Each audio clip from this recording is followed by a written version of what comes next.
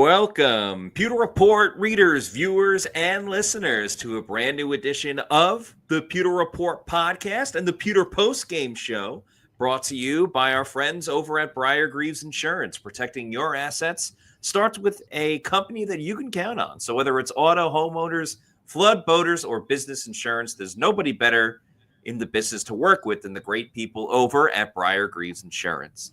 For more information about them, visit briargreavesinsurance.com or give them a call at 813-876-4166. That's 813-876-4166. And like I just mentioned a moment ago, it is our first post-game podcast of the 2025 season for the Bucs as Tampa Bay dominated the Tennessee Titans by a final score of 29-7 at Raymond James Stadium. For their first win of the season. We'll talk about Kyle Trask. We'll talk about Sean Tucker, Jacob Parrish, Nick Jackson, and everything else in between as we recap tonight's game. I'm your host, Matt Matera. Joined with me is the face that runs the place at pewterreport.com, SR Scott Reynolds, who is live from Raymond James Stadium. Scott, how are we doing after watching a bashing by the Bucs over the Titans? Yeah, pretty good showing by Tampa Bay. I was really pleased with what I saw. Titans only had 5 yards, Matt, in the first quarter alone in this game. And I thought the defense really came out to play. I think, starting with the defense, the most notable thing was not even just the interceptions, Matt. It was how tight the coverage was. Yeah.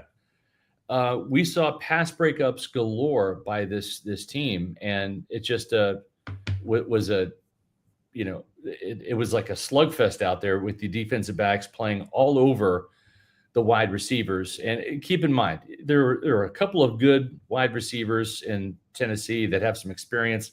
Calvin Ridley, Tyler Lockett, right? But by and large, the quarterback play wasn't very good for Tennessee. But at the same time, I just really give the Bucs defense, especially the secondary, an awful lot of credit with the pass breakups. When you look at the tip passes, you had John Bullock tipped a pass that was picked off by Nick Jackson. You had J.J. Roberts in the slot who should have had an interception. He broke up a pass that was intercepted by Tariq Vanderberg. 10 pass breakups, Matt. I can't remember the last time the Buccaneers had 10 pass breakups in a game, right? Let alone 3 interceptions. It's been a minute. It's only preseason, but Matt, we've seen this in training camp. And they're carrying it over from camp to the preseason now. And I think that's really the big takeaway from the defensive standpoint is the fact that we were told this offseason there's going to be tighter coverage, not much cushion, that interceptions and pass breakups were going to be emphasized. And we saw that materialize here. Now, is this going to be a week in, week out thing? I mean, it's hard to sustain 10 interceptions and 3 picks, right? But damn it, it's a good start, isn't it?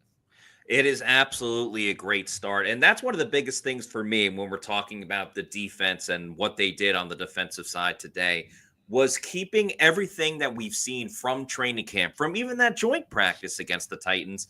We saw that in the game as well, which was difficult coverage. And, it wasn't the most complex scheming from Todd Bowles. You're not going to see that in the preseason. But just being aggressive, challenging the wide receivers, the tight ends, the running backs, and everything like that. And more often than not, the Buccaneers were the ones that came out with success on the play. I mean, that second half, 3 interceptions, a pick 6, 2 sacks, and they pitched a shutout in the second half. I think that was very important, too, because while the final score was a blowout, the game was still a 1-possession game going into the fourth quarter. But the defense did their job over and over and over again. Jacob Parrish certainly, made a moment early on with a pass breakup. Then, a little bit of a learning lesson going up against Calvin Ridley, who's a very well-established receiver, Tyler Lockett as well. But I liked with Parrish, too, is he got his second pass breakup a little bit later on. He did that playing outside corner where he was at nickel to begin with. So him showing his versatility, moving around, I think was super important. The other good tackler, too. Yeah, very good tackler. The other Kansas Stater, Josh Hayes as well. Should have had an interception, but gets the PBU and had that tackle for loss as well, which I was very impressed by. Shiloh Sanders getting in the mix. Just really everyone kind of getting involved on defense was really good to see. For sure. Now, this is some Wildcat on Wildcat crime right there for me. This is Tyler Lockett Yeah. and Jacob Parrish. They're a couple of K-Staters. But, yeah, I mean, for Parrish, I thought it was good for him to get the start and go against, not Scrub McGee, and backup Yes. Jones, right? I mean, he went against guys that have thousands of yards worth of receiving yards in the NFL, and Tyler Lockett and Calvin Ridley, and pretty much held his own, right? I mean, got beat a little bit, but also was able to recover and not give up huge plays, was able to make tackles. So I did think it was a pretty good start for Jacob Parrish. Yeah. And I'll tell you what, Matt, I mean, JJ Roberts, I mean, yes, he's a playmaker too. This is a situation where, you have to go back, and when Todd Bowles says, we've got plenty of nickels, right? And he's right. He does have plenty of nickels. We know Christian Izing can play nickel, right? We know Tyke Smith can play nickel, but those guys aren't. It's these two rookies that I think are going to be manning the nickel position. And I like that the depth in the secondary, a lot. This is a really good start for this team defensively, and then offensively too. Listen, folks, I'm just going to come out and say it. Kyle Trask is the number 2 quarterback in this team. I know I had some of you Pewter people out there questioning my 53-man roster prediction. They're like, where's Teddy Bridgewater? Teddy Bridgewater is going to be on the practice squad, folks. He's going to be the number 3 quarterback in this team. Kyle Trask, and I think Rick Stroud said it best. I was sitting next to him in the post-game press conference. He's a gamer, man. He didn't look that great in practice. He comes out here, Matt, we saw him. He had 3 touchdowns, 1 interception, had his best preseason last year. Today led them to 3 scoring drives. Yeah. And just looked comfortable. I thought his best throw of the night, asked him about it after the game, is when he hung in the pocket, went to his 3rd progression, which was Ryan Miller, waited for him to clear, knew he was going to take a shot, and then just rifled the ball in there to Ryan Miller, who had a phenomenal game tonight. That was a 21-yard catch by Ryan Miller. And Matt, the thing is,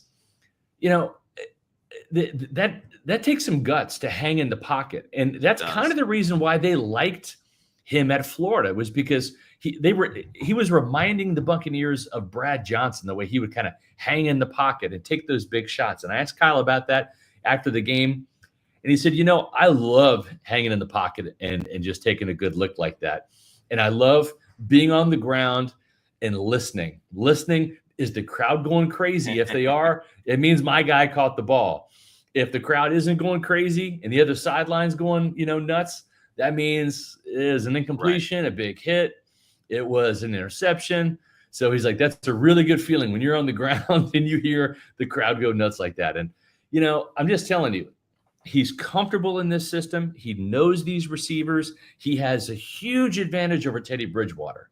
And he was asked a lot, is this a quarterback battle now between you and Teddy Bridgewater? And folks, it really isn't. Teddy Bridgewater is brought in to give the Buccaneers an option. If something were to happen to Baker Mayfield, Kyle Trask is the backup quarterback. But you have to understand something. In the NFL, and you can ask the San Francisco 49ers a couple years ago, you are 2 plays away from your 3rd string quarterback.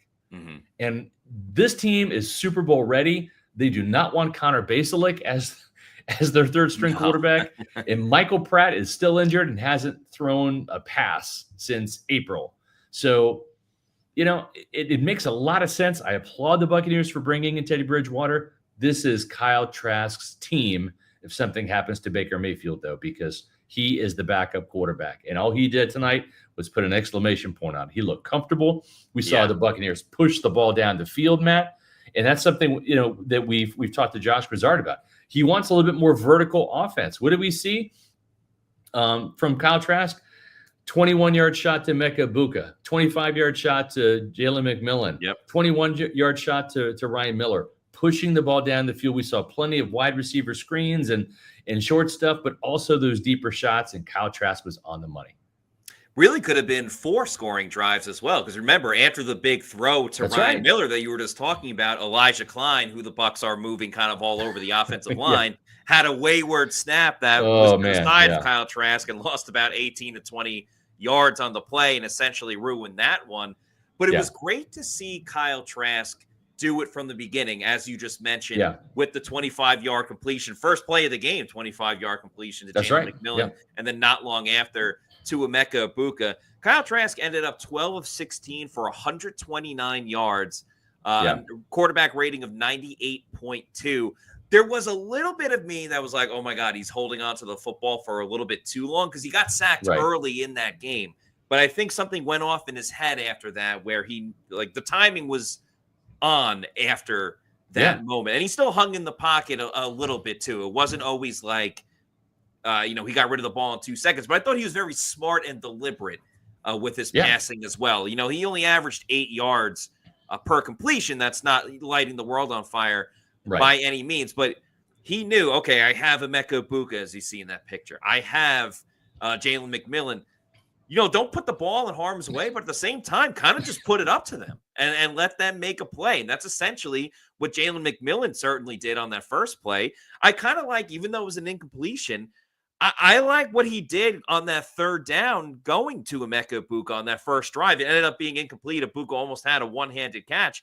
But I like that, in the preseason, screw it. Why not go and take a shot? Also, Kyle Trask also scrambled for 2 first downs. He had one on 2nd and 6. He ran for a first down, and then another one, a short yardage one, he ran for a first down. So totally get what you're saying about him kind of being a gamer, because we haven't always seen that in practice. Even some practices where Baker Mayfield was out and everyone knew Kyle Trask was the guy.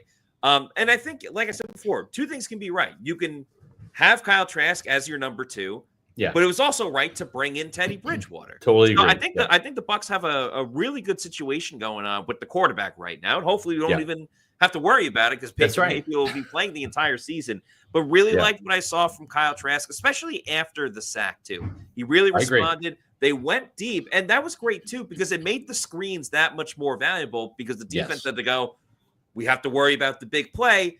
Bam, that's when he threw the little screens to Ryan Miller. And remember, the Bucs were backed up in some situations. That's right. Second and 20, 2nd and 15, and they just screened it. Garrett Green had a good screen as well. Yes. They were doing it really everywhere, and that's a credit to the offensive line, whether it was big passing plays, small passing plays, and the running game was absolutely tremendous for the Buccaneers this season. It was, and it was better in the second half than it was in the first half. Agreed. Todd Bowles said that too. He's like, what he liked about the running game was, hey, they had the lead. The Titans knew the Bucs were going to run the ball, and they couldn't stop it. That's always the best. And Todd Bowles knows that as a defensive coordinator. When you know the run's coming and you can still run the ball effectively and the defense can't stop it, that means you have a successful running game. That means the toughness of the offensive line is there. And it wasn't always pretty, right? No. Ben Chigwumma got a lot of playing time tonight, which was great to see. We saw Michael Jordan start at right tackle and then, play left tackle. He's not ideally the kind of guy that you want on your roster. But if Tristan Wirfs misses a couple games at the start of the season, you're going to see Michael Jordan on this team as that third offensive tackle. And the team wanted to see him play some right and left tackle because now he's kind of the swing tackle by default. He does have experience. They might go to Chigwumma if something happened to Charlie Heck.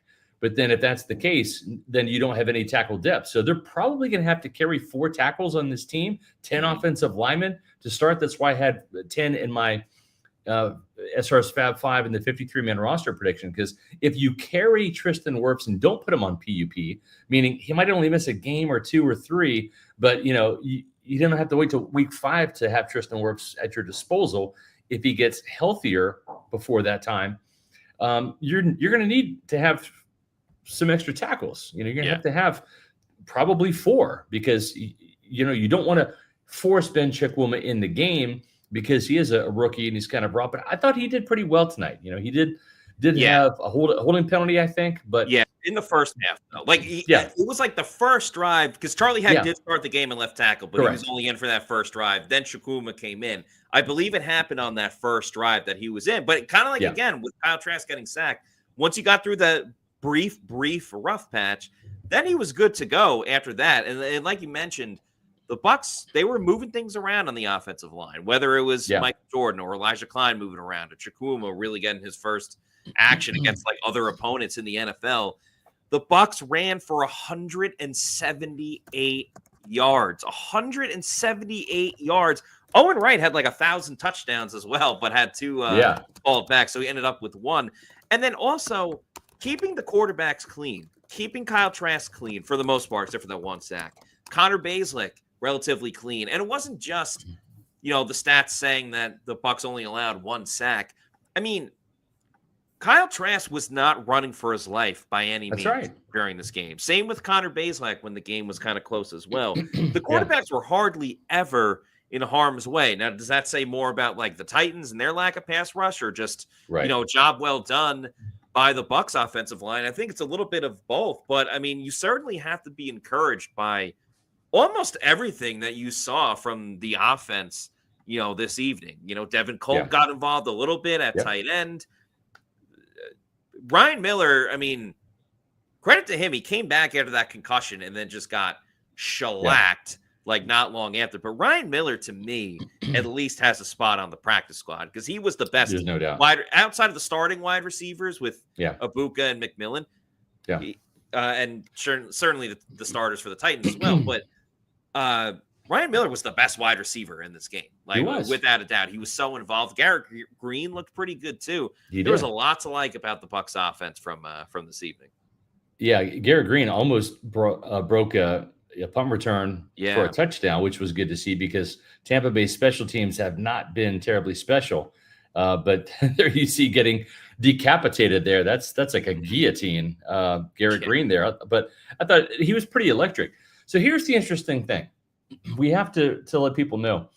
Rachaad White suffered a groin injury. Right. That's something to keep an eye on because groin injuries do not heal fast. And if there's two injuries that are really, really tough to overcome and really come back from, it's high ankle sprains, because if you have a high ankle sprain, that's usually about a 6-week injury because that's a pretty severe injury. And during the season, that's an injury that you can retweak that and you can be right back out. I want to say Vinny Ayers had that, who was a former defensive end back in the day for the Buccaneers. And he had a high ankle sprain and tried to come back and just kind of wreck the season. The other injury that's like that is a groin injury. Like you think, I'm talking about like a severe groin injury. You think it's over and you go out there and you play and one wrong cut or movement and it flares up again. So Rachaad White has that groin injury. I think he's done for the preseason. You're not going to see him probably practice or be in games until maybe the season opener. Those are typically, if it's a tweak, that's one thing. You're probably at a week. If it's a groin strain or pull, that can be about a month long. Here it is, August 9th. They have a game at September 7th. So I think Rachaad White might be in a little bit of jeopardy missing that season opener with this injury, if it is a severe groin injury. We'll find out more tomorrow. Todd Bowles didn't know the severity of it. The other thing, too, the point I was going to make, Dennis Houston got injured early with a groin injury. Mm-hmm. He's not going to play next week. Probably may not be available for the Buffalo Bills game.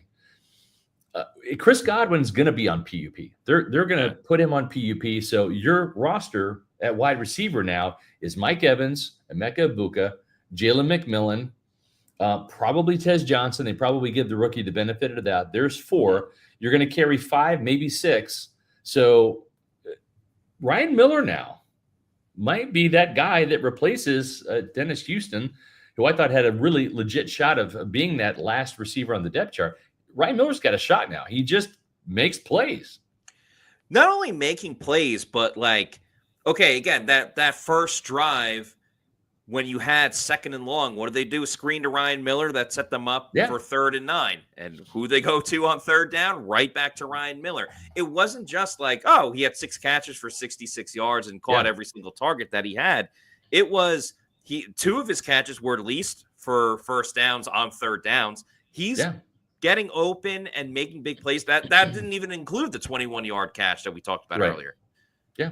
He's making big plays and he's making important, crucial plays. And you can scale that back to when he scored the touchdown against Kansas City. And granted, Mike and Chris weren't available at the time. Yeah. But he shows up in really important moments. So good perimeter blocker too. What's up? good perimeter blocker. He gets Yes, out yeah, there and blocks he's too. willing Yeah. to get dirty, do the things that not every wide receiver wants to do. He'll be a lead blocker for a running back or for another wide receiver Yeah. on a screenplay. So yeah, he's super important. He kind of reminds me, and it's not just because he's a white wide receiver, but he kind of reminds me of like the Julian Edelman and the Amendola, these scrappy wide receivers that Bill Belichick liked having on the Patriots. Ryan Miller's kind of like that guy too, but he's carving out a nice role for this I would team based even on what he's done say, the last 2 years. yeah, here in Tampa, like a bigger version of Adam Humphries, Yeah, right? that's true. Just kind of that I'm going to find a way to get open. When you need 7 yards, I'm going to get you 8. Just not terribly flashy, just productive. Now, we had a good question here. We have some super chats we're going to get to, but Sterling Shepard makes it. Here's the thing with Sterling Shepard. Sterling Shepard, and it's the same thing with Teddy Bridgewater, and this is important to understand when it comes to 53-man roster. When you have a vested veteran, and I want to say it's like you have to be year 8, 9, or 10, something like that, where you've got to have many years in this league. When you're a vested veteran, if you are on an active roster in week 1, your salary is guaranteed for the entire year. Okay. So that's why you see teams, and I wouldn't be surprised, Sterling Shepard gets cut, put on the practice squad for week 1, and then might get called up at some other point in time because he did serve that purpose for the Buccaneers last year when they lost Mike and Chris. He was like the lone veteran out there, right? Yeah. So I think that's what's going to happen. Is Sterling Shepard going to make this team? He's going to be a Buccaneer, but I think he's going to be on the practice squad because of that. And keep in mind, too, Sterling Shepard is not playing special teams. He doesn't cover kicks, doesn't return punts or kicks, doesn't, cover punts. So, does he have value? Yes. But typically when you're a wide receiver 5 or wide receiver 6, you got to show up on special teams because we know Mike's not going to play special teams. They don't want a Mecca Buka playing special teams, though he did a punt return. Besides punt return. Right. They don't want McMillan to do that either. So I think you're going to see Sterling Shepard on the Buccaneers this year, but on their practice squad. And then he might be an elevated guy if they have numbers that they need there. But I don't know that you're going to see him in week 1 just because of that fact that he's a vested veteran. Same thing with Teddy Bridgewater. He'll be the practice squad quarterback. And then if there's an injury, he might be, a game day elevation. But I think that's how it's going to shake out. We'll see. I mean, whoever wins the last couple of wide receiver spots, it might just be because of survival of the fittest type of thing. Because even, Tez Johnson, Cameron Johnson, Trey Palmer, they have not practiced in a while. Now, Todd Bowles said that he did expect them to come back this coming week against the Pittsburgh Steelers, but we'll see. You mentioned Evans got hurt earlier.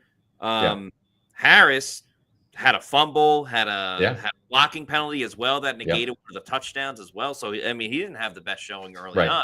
But a lot of these receivers are getting injured, and, it's kind of tough to see, especially on the topic of injuries with running back as well. I know you just talked about Rachaad White, but, that's crucial for several reasons. Now, Sean Tucker looked great tonight. Sean Tucker looked ready to work with the starters and go up against starters on the defensive side as well. I thought he was fantastic. Owen Wright obviously looked really good. What did he end up with? Over 87 yards rushing, I believe, and that touchdown on 18 attempts. Yeah, had an average of 4.8 yards per attempt. Owen Wright looked really good, but now Rachaad White's going to be out for a little bit, and that's such a shame too because he was definitely towards the tail end of like the reps he was getting in that game, and it seemed like a pretty routine play as well that he got injured on. But outside of that, I mean, hopefully Josh Williams can get back soon because you're only going to play Bucky for a little bit. And then at that point, how much do you really want to run out Sean Tucker if Sean Tucker is kind of penciled in to be your RB2 to begin the season if Rachaad White is going to be out for a little bit? They might have to look at some more running backs too, along with the wide receiver. They're just unable to stay healthy in some weird ways at these two skill positions.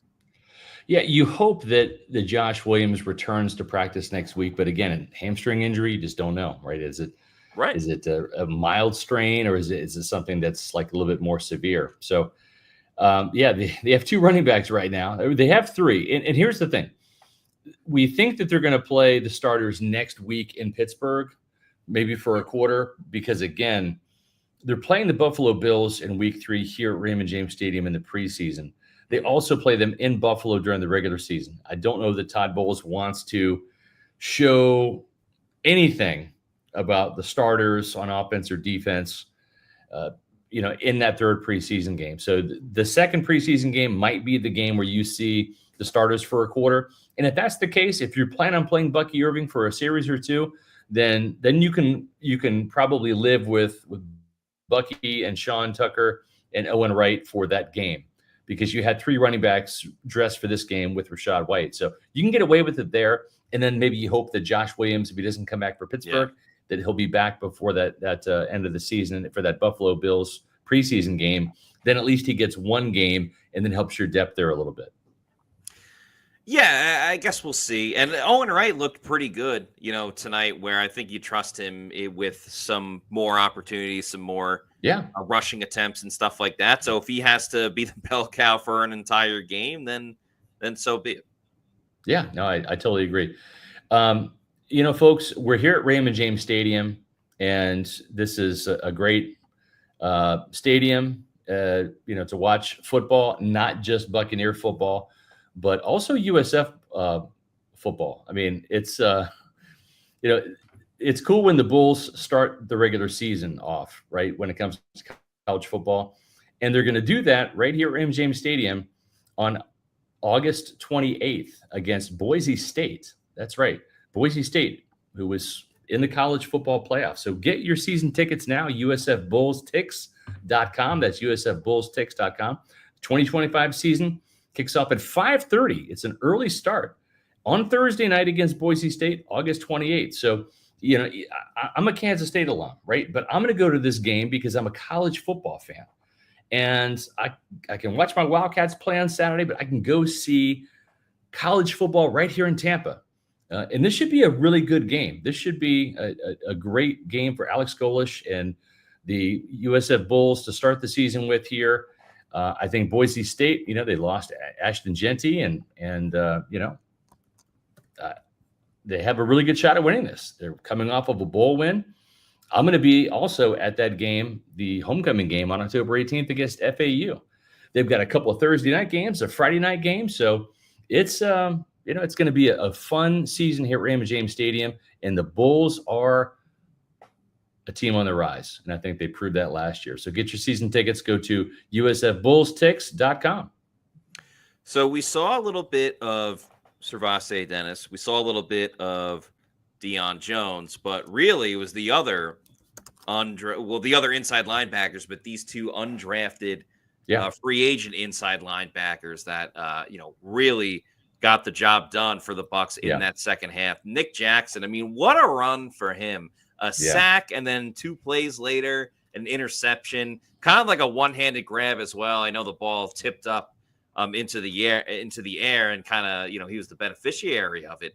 But Nick Jackson is a guy that we've talked about playing well in training camp and then putting it from training camp to the game itself. I'm not saying he's got a spot on the 53-man roster, but he already had a pretty good stock, and I think the numbers just went up a little bit more for Nick Jackson. It was great to see what he did in this game, creating splash plays, which has just been a mantra for this entire defense. But to do it on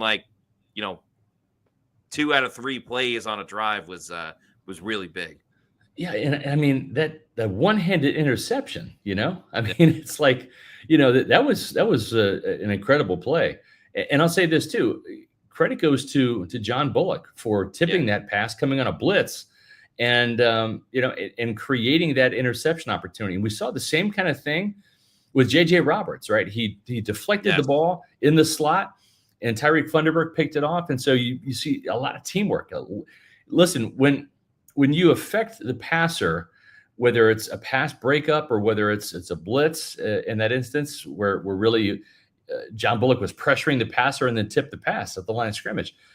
That's what this defense needs to come up with, those types of plays on a regular basis. And, when the third string guys are doing that and it trickles down from the starters, like that's a great sign for this defense. And again, we saw it in the OTAs, it kind of whetted our appetite, Matt. We're out there. Yeah. Wow, look at Kevin Ross. They're doing some really tight cornerback drills here. Tight coverage. We're not seeing cushions anymore. What's happening here? Mhm. This is a different Todd Bowles defense, and it is. And I think just the elevation of talent, bringing in Jacob Parrish, Benjamin Morrison, who hopefully gets back on the field. I'd love to see him against the Steelers next week. It is, and J.J. Roberts coming in too. There's a lot of talent now on this team, especially in the back end and in the secondary, and they needed that infusion of talent. And I think we've seen the play of Zion McCollum and the play of Jamel Dean pick up a little bit too, right? Because everybody wants to be in on the fun, getting interceptions in practice, getting pass breakups, et cetera. And that's what's happening. So both these inside linebackers, I think, have a really good shot at making the practice squad. Maybe Nick Jackson on the 53 if he shows up in special teams.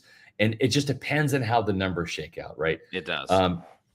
We have to kind of talk about the elephant in the room right here, which is Chris Braswell. If there was one big disappointment tonight, I think it was the play of Chris Braswell. I mean, I didn't see him anywhere near the quarterback tonight. I really didn't. And, I'm not familiar with the Titans. I got to see who he went up against, but I mean, he played into the third quarter and really was a non-factor in this game. And so I just think, wow, you kind of felt the loss of David Walker in this game because the team had hoped to have, and we talk about it a lot, that hockey shift, right? The starters, Yaya Diaby and Hassan Reddick.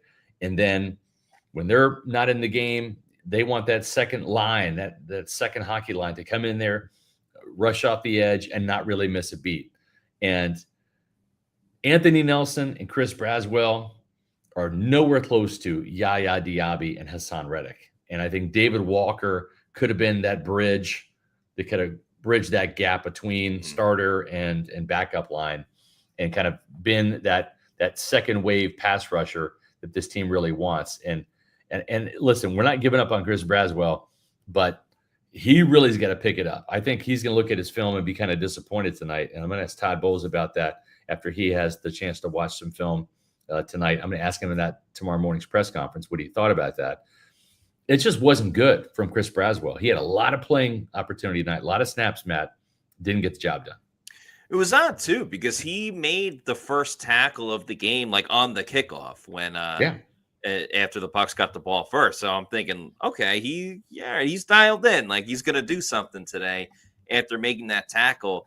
And then I honestly didn't think about him too much because everyone else was making plays for the Bucs, but unfortunately he wasn't. So then you see him in the third quarter. It's like, well, no one else that he was playing with at the beginning is still playing the same amount that Chris Braswell is. So I don't know. He's the one guy that like didn't bring it to the game that was doing so well in like training camp practices and stuff like that. Right. I'm not hitting the panic button just yet with Chris. I'm not either. I think going up against Pittsburgh in the joint practice will be very telling in what he does in that game as well, depending on how much Hassan Reddick plays and how much Yaya Diaby plays. But if we get to Buffalo and he ends up playing a lot of time and we don't see anything, no sacks, no QB hits, I don't think you can hit the panic button until after the last preseason game going into Labor Day weekend and everything like that.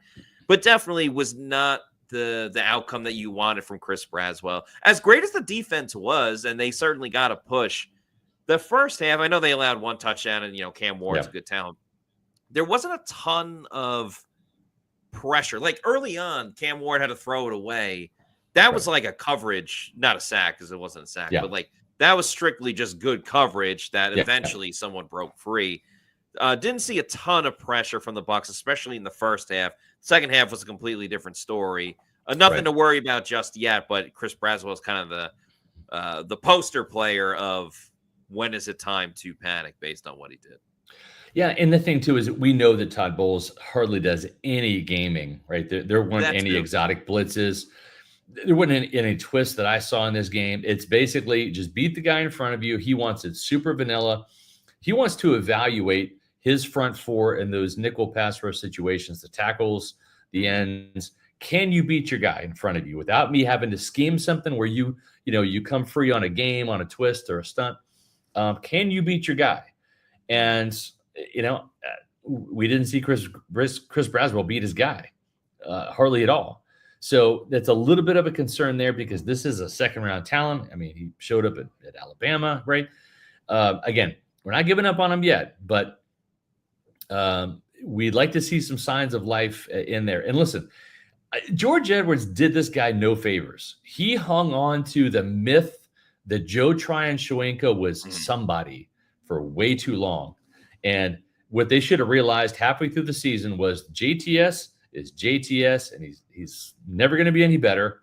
He is, he's a finesse player that is never going to be that sack guy, right? What was his nickname? We called him Almost, right? Because he almost got the quarterback, almost made the hit. And we saw Chris Braswell kind of heat up a little bit down the stretch with more reps, but you did the snap counts, Matt, for PewterReport.com. I mean, he never factored more than 20, 25% of the snaps, right? No. It was that 10 would be snaps a high here, right? 8 snaps in the game, 12. I just think that down the stretch, there was a big disservice done to Chris Braswell by George Edwards. And I think he's got a lot of catching up to do. And we'll see if Larry Foote can rev up the motor and hit the gas with this guy. And maybe this will light a fire under his butt. Maybe he sits there and looks at the film and gets out next week gangbusters. That's what you hope for.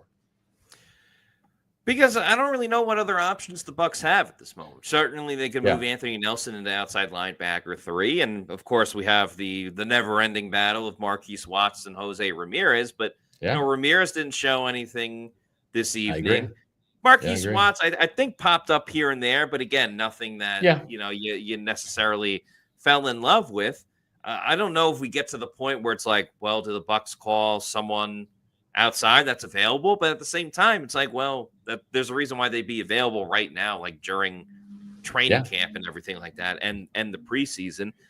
It sucked what happened to David Walker because it did. There was a lot of excitement about what he could be able to do, but unfortunately, you got to move on at this point. He's not returning this season, even if he did late in the year. It's like, well, what are you going to expect from a rookie 4th-round pick that tore his ACL and has never played in the NFL before? Crazier things have happened, but Chris Braswell just needs to get better. That's really the only boat that the Bucs are in when it comes to the depth after Yaya and Hassan Reddick. There's no other answers. Sure, I guess they can give a call to Shaq Barrett, but I think we kind of been there, done that when it comes to Shaq, and I'm not trying to really push that narrative, but something's got to give. We got some super chats, Matt. Yeah, Daniel Fisher with this $1.99 super chat says, "Make me feel better about our edge depth." You mentioned Shaq Barrett, Matt. I'm just saying, if they get through the preseason and Chris Braswell doesn't show much, they're not going to cut him. Right. But maybe they bring Shaq Barrett back. I'm just saying, maybe they do. If you're going to bring in Teddy Bridgewater as your number 3 quarterback, maybe you bring Shaq Barrett back and just say, hey, at least you know how to get to the quarterback. Right. We'll see if you can still do it, but at least you know how, right? And maybe that's what happens. Well, something to keep an eye on there, and really, Matt, not so much about Chris Braswell and Anthony Nelson, but if you come into this preseason and you only have 4 edge rushers that you even feel okay about, meaning Marquise Watts just kind of flatlines and so does Jose Ramirez. You put those guys in the practice squad just because they know the system and and all that. But maybe you bring in Shaq Barrett to be outside linebacker 5, or put him on the practice squad and maybe make him that guy that like Deion Jones was last year. I don't know, but Daniel, that's I can't make you feel better about the edge depth when I don't feel better about it. I don't have the answer right now. All I know is they have 2 good guys in Reddick and Diaby. You have Anthony Nelson, who ideally you'd love to be outside linebacker 4 or 5, but by default he's number 3, and just pray to God nothing happens to Hassan Reddick and Yaya Diaby this year.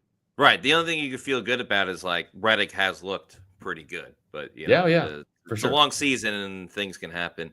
Virgin Yeah. Boys, thanks for the $1.99 super chat. Says Thank Braswell you. equals trash. I'm not going to go that far just Yeah. yet. It's one preseason game. He has looked good in training camp. I think it's a little bit early to hit the panic button just yet, but definitely a storyline for Pittsburgh. I'll tell you that. Yeah.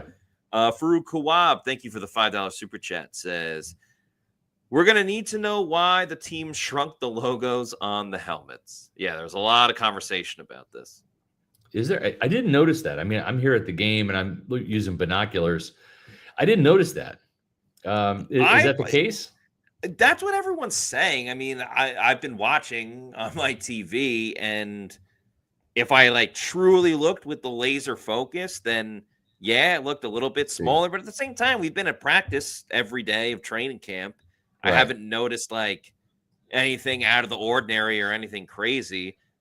Curious if anyone wants to specify a little bit more. It doesn't look that much smaller compared to. Yeah, I'm trying to see on some of these pictures there. I don't know. To me, it doesn't look like that much smaller compared to what they've had in the past. But I mean, the only thing always right. The only thing I can say maybe is that the Buccaneers, when they unveiled the new helmets, colors, logo, uniforms in 1997, that particular flag, skull, cross swords logo, right?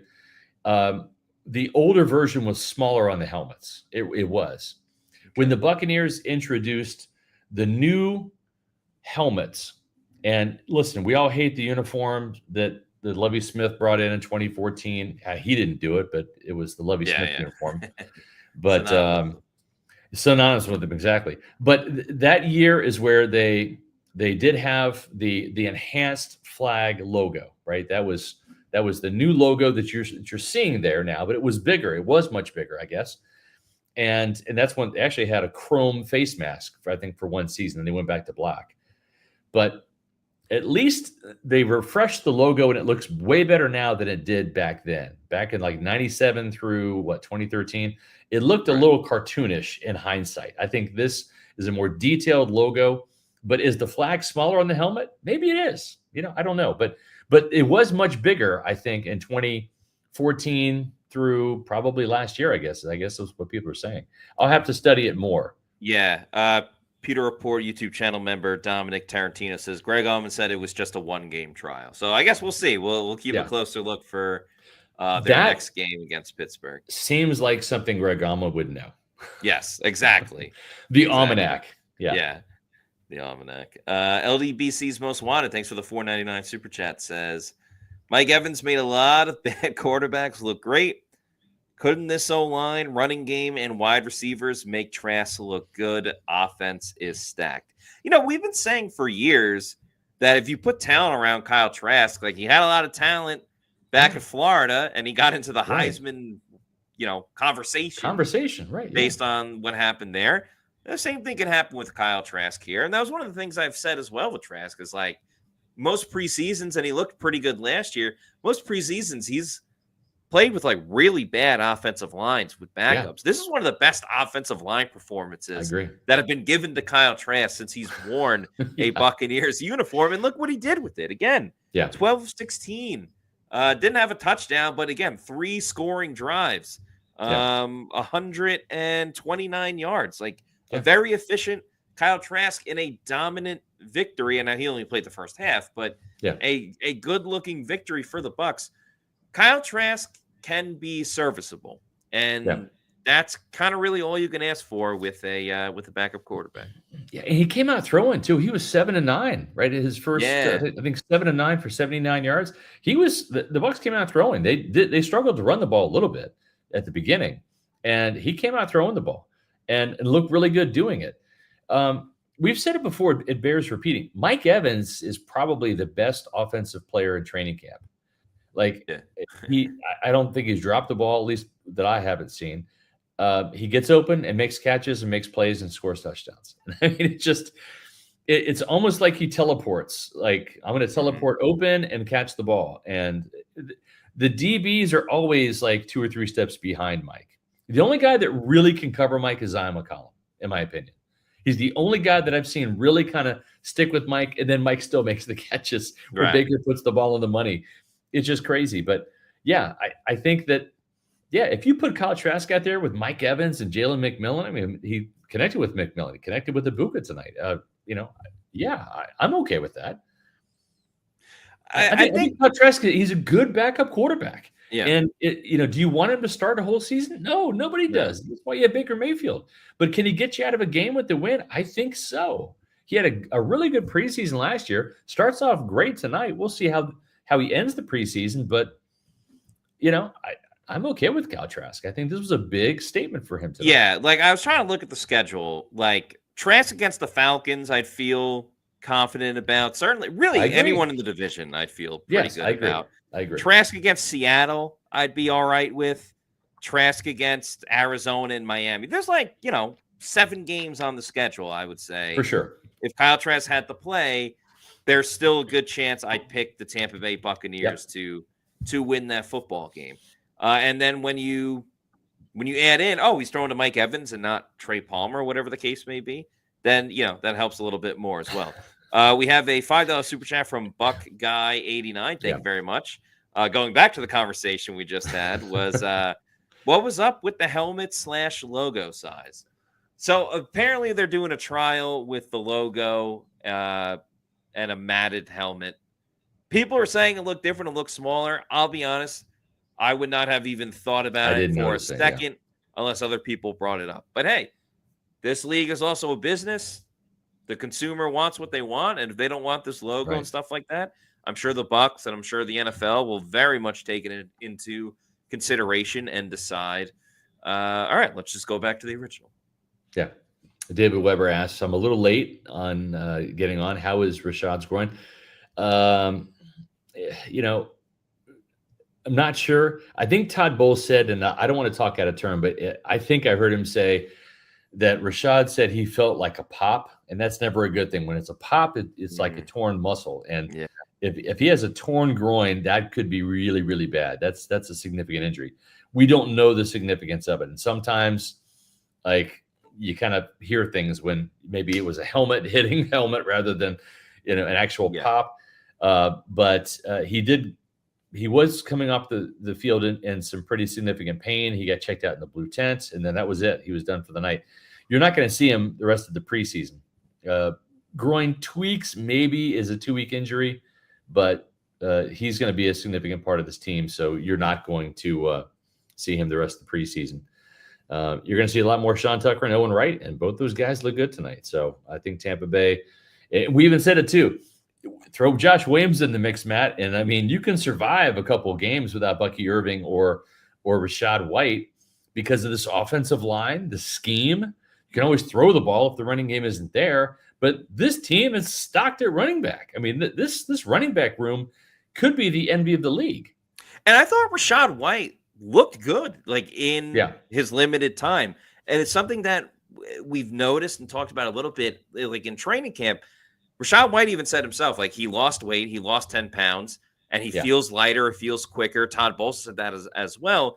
And he's been fast. He's been very fast. Yes. He's been very decisive. And I think that was the next kind of stepping point for Rachaad White, which maybe he kind of got from Bucky Irving a little bit, even though Bucky was only just a rookie last year. And Rachaad White's been in the league for a little while now. And I think you saw that in this game up until his injury. He was hitting the hole quickly. He wasn't waiting for things to develop. He was just getting and going. And that was really good to see up until the injury. And he got tackled. Then he started punching his leg a little bit or where he felt the injury. And then once he got to the sideline, that's when he went and just kind of laid on the ground. So that will be one of the biggest things to monitor, especially tomorrow when we talk to Todd Bowles. And it certainly shakes things up because even though Sean Tucker looked really good today, I don't know exactly what to make of him as a third down pass blocking running back just yet. Same with Bucky Irving. As amazing as Bucky Irving is, I don't know what to make of him as a third down blocking back if he's going to be in that situation. Does Owen Wright somehow or Josh Williams somehow steal that role from the other two guys because they can't pass block? Well, Josh Williams obviously has to hit the field, but Owen Wright certainly put on some good tape this evening. Yeah, That will be I something agree. to pay attention to if Rashad White's going to be out for a pretty long time, if it's more than just, the season opener. Yeah, Christopher Oxentine says Tucker had a good block in the middle. I do remember that play. I remember there was one play where, and I want to say he was helping out a lineman too, and just kind of like wheeled the pass rusher past the quarterback. So yeah, I do remember that. I think he had one or two pretty good ones, and that was good to see. I think he's better than he has been in pass Yes. protection. He's made some strides there, which is good to see. You know what else is good to see? It's always good to see our Pewter Platinum members. We love all of our Pewter people. We love all you guys. But the Pewter Platinum members, they really step up. $24.99. That's not cheap, folks. But we really appreciate Scott Federico, Rachel Gordon, Noah Parr, Scotty J, Dave Anderson, he's 813, Ash Fishpool, Joel Elrican, Sam, John Dale Morris, Zach Brannigan, RP89, Connor For Reals, Kevin Thomas, Layden Carter, the guy is gifted, Brandon Riley, Alec Bickler, Nick Dubuque, Zach Jarvis, Mario Thomas, Eric McMillan, and Dominic Tarantino. Thank you so much for being Pewter Platinum members. Again, $24.99 per month, folks. That's an investment, and we greatly appreciate that. Here's my challenge to the Bucs fans watching. We'd love to get 5 more Pewter Platinum members this week, and we'd love to get 5 more Pewter Report TV channel members of any persuasion by tomorrow. So if you have not become a Pewter Report TV channel member, I'm asking you to do so, because this is the money that we use from this endeavor to pay for our travel. And we love going to places like Mobile, Alabama for the Senior Bowl, the NFL Scouting Combine in Indianapolis, West Palm Beach for the NFL annual meeting, and we're sending our own Matt Matera and Adam Slavon to Pittsburgh, Pennsylvania to watch the Buccaneers practice on Wednesday and then have a joint practice with Aaron Rodgers and the Pittsburgh Steelers on Thursday in Pittsburgh. And your financial support helps us in this endeavor, and there's a couple ways you can help us. Pewter People member, $3.99 a month. Pewter Pro member, $6.99 a month. Pewter Premier member, $9.99 a month. And the Pewter Platinum member, $24.99 a month. The other two memberships, the Pewter Premier and the Platinum, they get exclusive access to the Pewter Insider Show that Matt and I do on Friday. And it's a fantastic bonus podcast. So if you love the Pewter Report podcast, Matt and I do a bonus show for our Pewter Premier and Pewter Platinum members. And it's great on a Friday because it's after the last practice of the week. It's the freshest information heading into Sunday's game outside of our Pewter pregame show on the game day mornings. And listen, we had a great time with the annual Platinum member meetup in Tampa at Walk-Ons. We had Zion McCollum there, Mike Greenberg there. We're going to have a bigger, better, badder event next year, and we're super excited about that. It's going to be in June during the Bucs minicamp. That's the prime time to have it. So please find the Pewter Report TV channel membership level that fits your budget and has all the perks that you want, and consider subscribing to that. We greatly appreciate it. We had a comment from Detroit All Day Strong. Says, Shiloh, Shiloh, Shiloh, Shiloh. Big Dog did good. Fly above all the haters. Let's get it. Buck Nation, nationwide, baby. So I kind of feeling Shiloh was going to have a good game because, hear me out, his brother, Shador, was the talk of the town last night for having a really good performance for the Cleveland Browns. 2 touchdowns, against the Dave Canales Carolina Panthers. Today is Dion's birthday. Actually, officially now it's not. It's now August 10th. Happy birthday, Steve Mahoney. Right. But when the Bucs were playing, it was Deion Sanders' birthday. So I thought, all right, well, Shador had a good game yesterday. It's Shiloh's dad's birthday today. Shiloh's going to do something.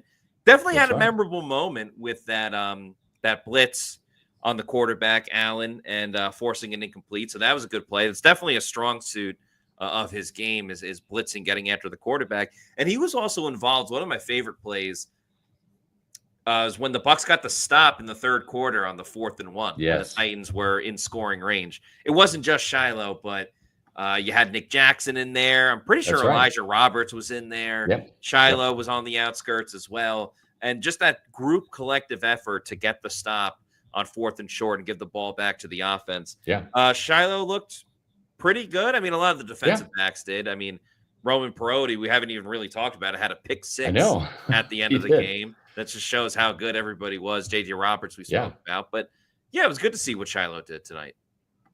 Yeah, it was. I listen, there's a lot of talent on this team. And it's Yeah. not just the starters. It's the number 2s, number 3s. And Matt, we talked about this at training camp. When you're a really good team, and the Buccaneers are, right? We've talked about them. They're a potential Super Bowl team. They're the favorites to win the division. They've won the division dating back to 2021. When you got 53 guys on the roster and you have a team like this, you're really only trying to find like the bottom 12 guys in the roster. Like you can pretty much, we can go down the list and say, here's 40 to 42 players that we know are going to be on the roster, right? I mean, like boom, like there. So you're only looking at maybe 10 to 12 guys that you need to fill out your depth chart. And that's basically special teams, right? And just having enough depth at certain spots. Mm-hmm. When you are a team like the Tennessee Titans, new coach, first year of a rebuild, you walk into training camp and you think, we got 20 guys. We got to find 33 guys, and that makes it wide open, for a team like Tennessee, right? You're just trying to find anybody that can play. In Tampa, we know who can play. Now you're just trying to find, those diamonds in the roughs, those guys that can elevate your team from the floor up. And you're trying to find upgrades. Instead of having Tyreek Funderburk, who, had interception, but you're trying to find the upgrade over Tyreek Funderburk, right? Mm-hmm. You're trying to find the upgrade, over J.J. Russell and K.J. Britt. I think they have that in the linebacker room now with maybe a guy like Nick Jackson, who might force his way on this team as linebacker number 5. They might have 5 inside linebackers and 4 outside linebackers. So it's going to be really interesting to see how this shakes out. Some of these guys, though, like Nick Jackson, they just might force their way onto this roster where, Jason Light, Todd Bowles, they might have, in pencil or in dry erase on their board who they think is going to make the 53. And they might have to do some erasing and putting some other guys in there. That's what's so fun about this is a guy like Roman Perotti, he has a pick 6 tonight. He may not make the team. He may be a practice squad guy. So it's fun when you see this team make as many plays as they did tonight on both sides of the ball. Owen Wright, the 4th string running back, had a great night. Damn, that's good, It is. And for Nick Jackson, too, I mean, we don't know when Anthony Walker Jr. is coming back. He hasn't practiced at all in training camp. So, at the time, Todd Bowles is saying he's week to week, but I don't know I don't think at this point he's any step closer to participating. So if Anthony Walker Jr. is not going to be ready for the beginning of the season, well, then Nick Jackson is probably the next guy up. Right. So there's still there's a lot more to play for, whether it's Nick Jackson, whether it's Shiloh, J.J. Roberts, all of these players. There's still a lot more to play for with only 2 games to prove it. So a lot of exciting things coming up for this team. For sure. And I'm happy to talk about it with you guys. I'll even do it in a corporate setting. So if you would like to book a corporate speaking event with me to come to your headquarters, your corporate event, I'm happy to do that. Give me a shout via my email address, sr@pewterreport.com. I give a State of the Bucs address, lively in-person Q&A sessions with your team, with your staff. I've got plenty of inside scoop on the team. I've covered this Buccaneer team for 30 years. So let's talk some Bucs football at your next corporate event. Matt, this is going to be a fun week because we have really 5 podcasts this week. It's kind of crazy. We have the Monday podcast where you and I will be on there talking about what we saw from the film from this game, what Todd Bowles has to say. Make sure you cover all your bases, folks, and read our content at pewterreport.com. Several stories up tonight. We're going to have plenty more tomorrow. My 2-point conversion goes up. We had most impressive, most disappointing. Lots of fantastic content on pewterreport.com today and tomorrow. But we're going to have the Monday podcast. We're going to do roll call on Monday, too. That's always fun. On Tuesday, Matt and Sly are going to be traveling to Pittsburgh. We typically don't do podcasts on Tuesday, but we got a podcast for you on Tuesday. That's right. We have Bucs 2025 season outlook special episode that Josh Capo and NFL analyst Ali Connolly broke down, and that recorded that. We're going to play for you on Tuesday, so there will be a special episode. It won't be live, but it's recorded. I just watched it today. It's fantastic. Ali Connolly just knows the game of football inside and out. He gets really technical. So if you're a football nerd, if you're a football junkie, this is the episode for you. That's going to be on the Pewter Report's TV channel, Pewter Report TV YouTube channel on Tuesday. Then Matt and Sly are going to be in Pittsburgh for podcasts on Wednesday and Thursday. And as we talked about for our Pewter Premier and Platinum members, that special Pewter Insider show will be happening on Friday. Then we have a game on Saturday. Yeah, and then another Pewter Report podcast. Next Saturday. Yeah. Yeah, so the wheel keeps spinning, but it's a lot of fun. A lot of content will be coming out and is already out, as Scott mentioned. So make sure you are following us. If you're not already doing so, please follow us on our social media. On X, Facebook, and Instagram, we're at Pewter Report, and our YouTube channel is Pewter Report TV. Please like and subscribe. Leave a comment on this video as well. Tell us what you thought about tonight's preseason game where the Bucs defeated the Titans by a score of 29-7. That's going to do it for us this evening / morning, because it is now Sunday. But yeah, that's it for this one. For Scott Reynolds, I'm Matt Matera saying thanks everybody for watching. And we will see you soon for another edition of the Pewter Report podcast. Out.